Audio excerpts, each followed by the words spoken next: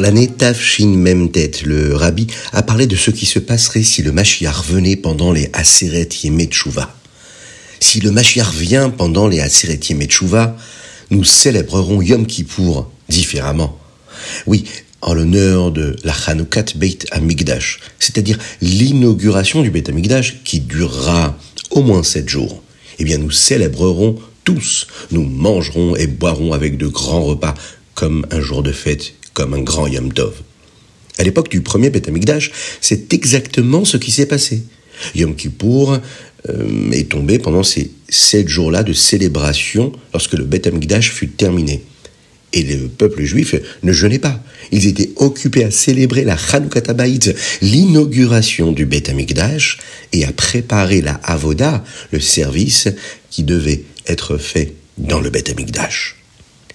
C'est ce qui s'est passé avec le premier Beit Hamikdash. Alors imaginez quelle grande joie ce sera avec le troisième Beit Hamikdash. Et nous savons qu'il sera encore beaucoup plus grand, ce troisième Beit Hamikdash. Imaginez ce Yom Kippour qu'on pourra vivre, Be'ezrat Hashem.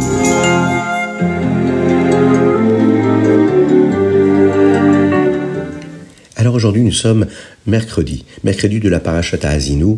On se prépare à la fête de Yom Kippour. Nous sommes le Ei Tishri, le 5e jour du mois de Tishri, 5784. Et je suis infiniment heureux de vous retrouver pour partager avec vous le Chitat du jour. Et nous allons commencer par le Chumash. Aujourd'hui, nous continuons à étudier ce que nous appelons la Shirat Ha'azinu, le chant que Moshe Rabbeinu a transmis au Béné Israël le jour de sa disparition.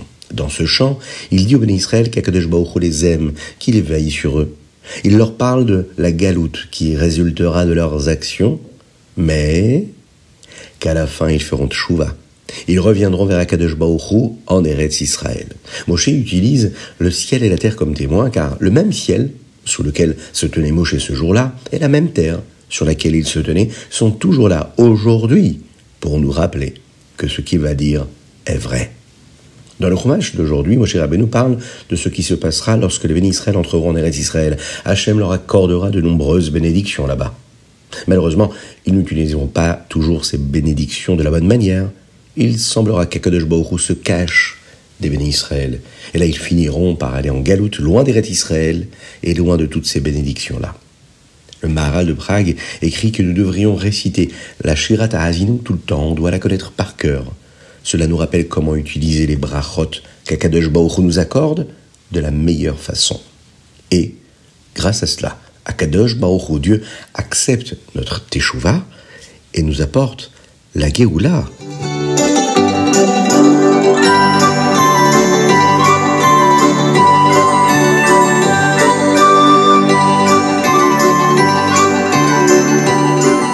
Et si on veut la Géoula, qu'est-ce qu'il faut faire? Il faut mettre des petites pièces dans la tzedaka, parce que une petite pièce dans la tzedaka, et Mashiach arrivera. Et nous passons tout de suite à notre Teilim du jour. Le Teilim d'aujourd'hui va du chapitre Chavtet jusqu'au chapitre Lamet Dalet. Jusqu'à Yom Kippour, nous ajoutons encore 3 chapitres supplémentaires. Et aujourd'hui, ce sont les chapitres Kouf, Kouf Aleph et Kouf Bet. Le Rabbi Yosef Yitzhak, le précédent rabbi, a raconté cette histoire une fois, lorsque le Hadmour HaEmtsaï avait 7 ou 8 ans. Il a prié plus longtemps que d'habitude, ce que nous appelons Be'aharichut. Il a prié plus longtemps. Après avoir fini de prier, quelqu'un lui demanda pourquoi cela avait pris autant de temps. Là, le Hadmour HaEmtsaï, le fils du Rabbi Shimon Zalman de Liadi, répondit qu'il s'était arrêté pour réfléchir à quelque chose qu'il avait lu dans la Tfila, ce qui avait pris beaucoup de temps. Quelle partie? Eh bien, c'était un verset du Teilim d'aujourd'hui, dans le chapitre Lamed, verset 3. Nous disons ce chapitre chaque jour avant Baruch She'amar dans la Tfila.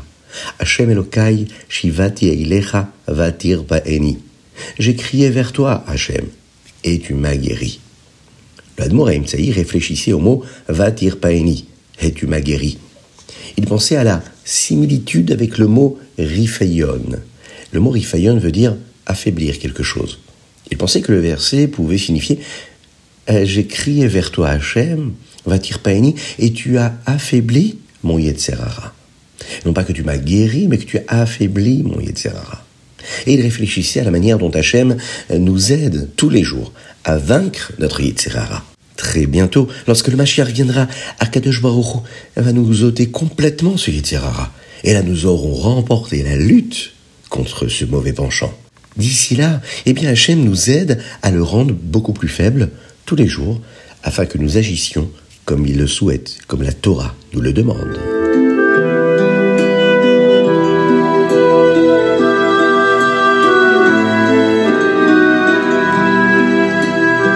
Alors, vous savez que c'est très important pour nous que vous puissiez vous aussi diffuser le chitat. Chaque personne qui va écouter le chitat, ça peut être des amis, de la famille, ça peut être des connaissances, des gens que vous ne connaissez même pas.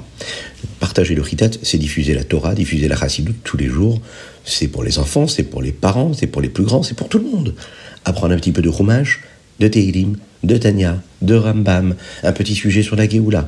Ne pas oublier de mettre la Tzedaka. C'est ce qu'il faut faire tous les jours et c'est ce qui va amener le Mashiach. Envoyez-nous également vos dédicaces, c'est très important. Alors, nous abordons tout de suite notre Tanya. Le Tanya aujourd'hui, il concerne la Igeret HaKodesh Siman Chaf. Dans cette lettre très spéciale que le Rabbi Shlomo Zalman a écrite quelques jours avant, Saïs Talkut, c'est-à-dire le moment où il est monté chez Akadosh Baruch Hu physiquement, il nous explique quels sont les concepts de la Geshmiut, de la matérialité dans le monde, et pourquoi les mitzvot que nous faisons sont si spéciales. Il y a de nombreuses idées profondes de la Kabbalah qui sont expliquées dans cette lettre-là. Donc nous allons apprendre quelque chose qui est lié à ce que le Rabbi Shlomo Zalman écrit ici. Il suffit de regarder autour de soi, dans le monde, et on est capable de voir à quel point le monde est si vaste et si compliqué. Hachem a fait en sorte que chaque chose fonctionne parfaitement pour que nous puissions vivre ici dans ce monde. Et pourtant, il y a des gens qui diront qu'il n'y a pas de Dieu, chas v'shalom, que les choses se font facilement et naturellement, entre guillemets. Alors, comment est-ce que les gens peuvent-ils penser ainsi ? La Chassidoute nous l'explique. Bien sûr, Hachem crée tout, et rien ne peut se créer tout seul. Puisque le monde fait réellement partie de Dieu, il peut avoir l'impression qu'il est créé par lui-même. Il se fait créer tout seul. Pourquoi ? Parce qu'en réalité, il ressent simplement la force de Dieu à l'intérieur de lui. Il ressent la force de Dieu qui existe par lui-même. C'est un concept que nous appelons dans la Chassidoute Metziuto Me'atzmuto, c'est-à-dire qu'en raison de sa force à lui, Kakadosh Baruch Hu, qui est en lui, il pense qu'il existe aussi par lui-même. C'est ainsi qu'il est possible que, même s'il devrait être si évident en observant le fonctionnement du magnifique monde dans lequel nous vivons, que Hachem l'a créé, eh bien certaines personnes peuvent penser que le monde s'est créé tout seul. Mais vous êtes là, et nous sommes là, chaque jour de notre vie, pour le rappeler à tout le monde. Dieu est là, et c'est lui qui permet à chaque élément du monde d'exister et d'être ce qu'il est.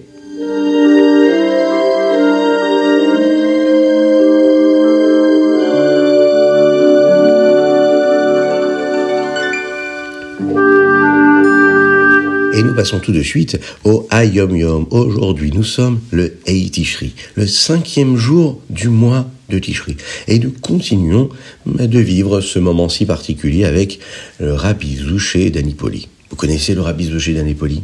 Quel grand tzaddik ! Eh bien, lui nous dit que la tchouva a 5 parties. Une pour chaque lettre du mot Teshuvah. Hier, nous avons appris ce que représente la lettre Tav. Aujourd'hui, nous allons apprendre ce que le Shin nous enseigne. Le Shin est là pour nous enseigner à réaliser que tout est Hashgacha Pratit. Tout est une providence divine. Cela veut dire que c'est une partie d'un grand plan qu'Akadosh Baruch Hu fait. Tout ce qui nous arrive, les bonnes ou les choses un peu moins bonnes qui nous paraissent, moins réussies, un peu plus dans le doute, moins belles, moins comme on voudrait. Eh bien, la Hashgacha Pratit, c'est que tout est réalisé. Et tout est parce que Dieu en a décidé ainsi. Le Shin du mot Teshuvah représente Shiviti, Hachem Lenegdi Tamid.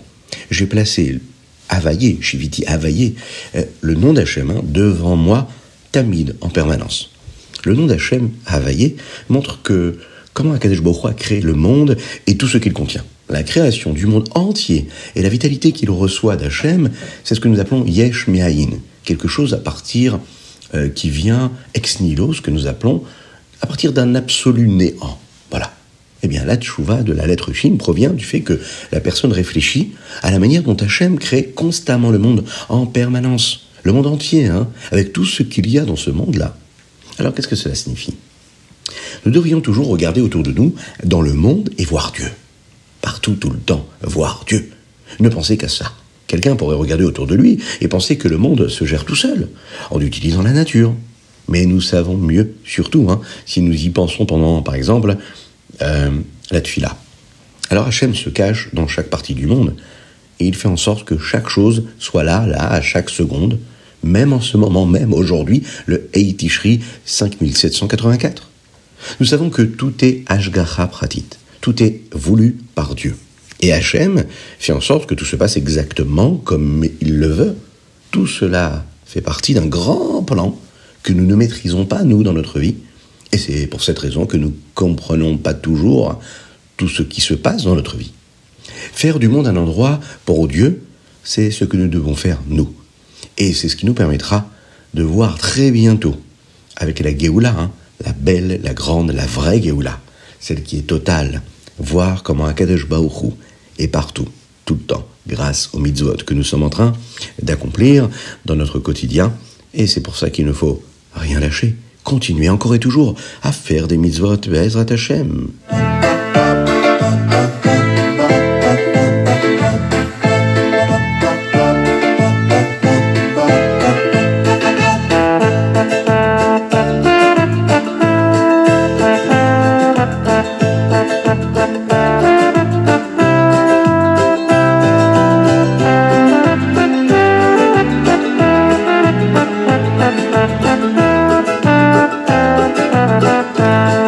Et nous passons au Rambam du jour, les lois qui sont relatives aux ustensiles du temple. Dans le Rambam d'aujourd'hui, nous en apprenons davantage sur la Avoda, le service des Lévi'im, des Kohanim et du Kohen Gadol. Dans le Pérek Gimel, on nous rappelle que les Lévi'im étaient répartis en deux groupes. L'un s'occupait de l'ouverture et de la fermeture des portes du Beth Amikdash, ce que nous appelons les Shaharim, et l'autre s'occupait du chant, ce que nous appelons les Meshorerim. Tous les Lévi'im pouvaient aider à la garde du Beth Amikdash pendant la nuit. Les Lévi'im devaient suivre une formation de 5 ans avant de pouvoir travailler dans le Beth Amikdash. À l'époque du Mishkan, ils ne pouvaient travailler que jusqu'à l'âge de 50 ans. Lorsqu'ils effectuaient cet avoda-là dans le Beth Amikdash, ils pouvaient chanter aussi longtemps que leur voix leur permettait. Et même après, ils pouvaient continuer à travailler en ouvrant et fermant les portes du Beth Amikdash. Dans le Pérek Dalet, on nous rappelle que les Kohanim avaient également des fonctions importantes. Nous en apprenons davantage sur leur sélection pour la avoda spéciale des korbanot. Ils devaient être choisis selon des règles bien précises. Et nous en apprenons aussi également sur la manière dont tous les béné Israël, tout le peuple juif, devaient leur accorder un kavod, un honneur spécial. C'est d'ailleurs pour cette raison que même aujourd'hui, ils obtiennent la première aliyah quand ils doivent monter à la Torah, et même de nos jours, on doit leur donner ce kavod si particulier. Nous apprenons également comment étaient organisés les mishmarot, c'est-à-dire les différentes gardes du Beth Amikdash. Quel groupe de Kohanim travaillaient, lesquels jours ils devaient travailler, et comment tout le monde pouvait travailler pendant les Yamim Tovim. Nous en apprenons sur le choix aussi du Kohen Gadol, et sur qui le remplacera après son décès. Nous apprenons également qu'il existe 8 niveaux de Kohanim pour veiller à ce que tout fonctionne harmonieusement. Les niveaux supérieurs des Kohanim, eux, sont responsables des niveaux inférieurs. Dans le dernier chapitre du jour, c'est-à-dire le chapitre Ei 5, nous accordons un spécial honneur au Kohen Gadol. Il doit se comporter de manière respectueuse pour que eux, les gens, le traitent aussi correctement. Pour être respecté, il faut être respectable. Nous apprenons que lorsque le Kohen Gadol commence son travail, lui apporter un korban spécial, un sacrifice spécial. Hachem fasse que nous puissions vivre très rapidement ces magnifiques choses, les Kohanim, les Lévi'im, le Beit Amikdash et les korbanot, avec tous nos êtres proches, avec la venue de Mashiach Tzidkenu.